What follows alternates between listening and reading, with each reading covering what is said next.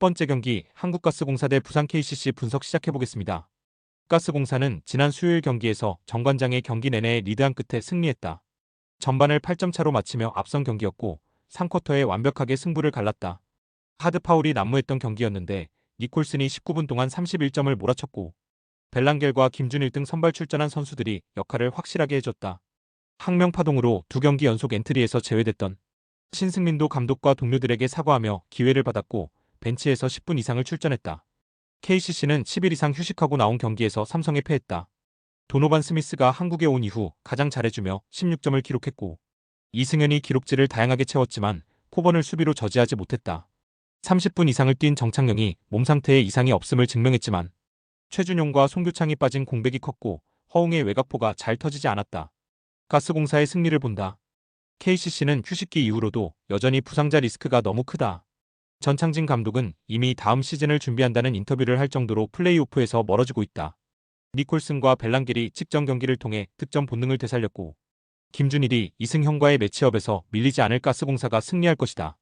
두 번째 경기 서울 삼성 대 KT 손익분 분석 시작해보겠습니다. 삼성은 목요일 원정 경기에서 KCC에 승리했다. 4쿼터 추격을 허용하기도 했지만 큰 위기에 빠지지 않은 완승이었다. 코번이 풀타임 가깝게 소화하며 라렌과 스미스 등 상대 빅맨을 압도했다. 34득점에 13개의 리바운드를 기록한 코번 외에도 구탄과 최성모가 나란히 3점 슛 2개 이상과 함께 두 자릿수 득점에 성공했고 이정현이 메인 볼핸들러 역할을 해주며 어시스트 8개를 기록했다. KT는 목요일 홈경기에서 손호를 잡고 2위 경쟁에서 밀리지 않았다. 오래 휴식하고 나선 경기였지만 상대의 막판 추격을 잘 뿌리쳤다. 해먼즈와 문정현 등 선발 프론트코트로 나선 두 명의 선수가 리바운드 동반 더블더블로 제공권을 앞섰고 허운이 13.7어시스트로 공격 전개를 잘했다. 송영진 감독의 신임을 받고 있는 벤치의 박성재가 꾸준히 잘해준 것도 승리의 원동력이었다. KT의 승리를 본다. 해먼즈와 하윤기 등을 상대할 코번이 사이즈와 파워의 우위를 살리며 다시 한번 다득점할 수도 있는 삼성이다. 그러나 KT는 문성곤과 문정현, 이두원 등 해먼즈를 도울 장신 선수들이 있다.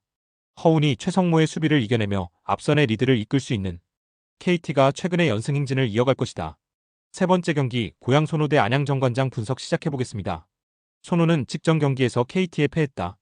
1쿼터 크게 뒤졌던 경기를 후반 추격하며 동점까지 만들었는데 클러치 경기력이 아쉬웠다. 이재도가 야투 성공률 62%로 27점을 기록하며 추격을 이끌었고 캔바오와 정희재 등이 리바운드에 적극적으로 가담했는데 윌리엄스가 빠진 데다 번즈마저 경기 도중 부상을 당한 여파가 컸다. 정관장은 가스공사 원정에서 패하며 상승세를 이어가지 못했다. 최하위로 쳐졌지만 트레이드 이후 승수를 쌓아올리며 6위 진입을 노렸는데 가스공사를 넘지 못했다.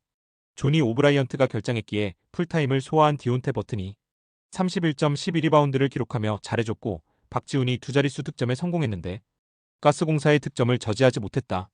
정관장의 승리를 본다. 두 팀은 이 경기의 외인 중 버튼을 제외한 모든 선수가 빠질 가능성이 높다.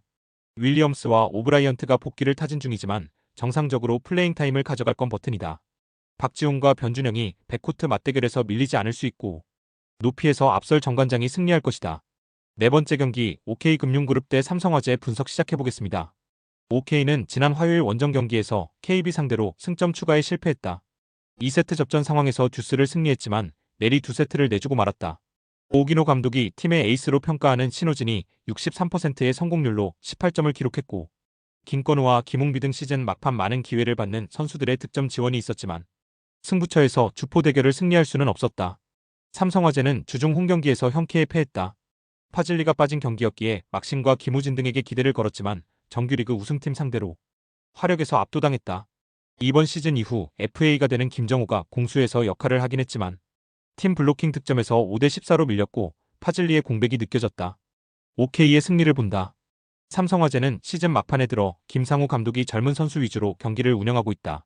막심의 성공률이 워낙 나오지 않기에 아웃사이드 히터 포지션의 점유율을 높기도 하다. 그러나 상대를 확실하게 압도할 선수는 분명 없다.